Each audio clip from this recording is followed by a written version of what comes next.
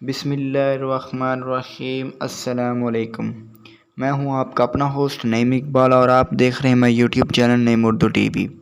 آج کی اس ویڈیو میں آپ سے بات کرنے والا ہوں جو بائیڈن کے بارے میں۔ امریکہ کے صدر جو بائیڈن اپنے پہلے غیر ملکی دورے پر برطانیہ میں ہیں۔ صدر جو بائیڈن کو یورپ کا یہ دورہ 8 روزہ پر ہے۔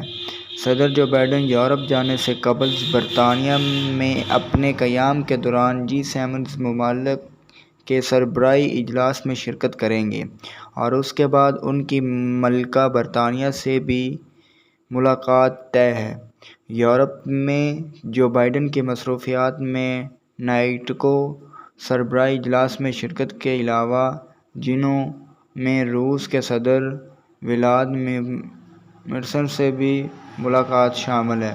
امریکی صدر جو بائیڈن کا کسی بھی ممالک کا دورہ کرنا اتنا آسان نہیں ہوتا۔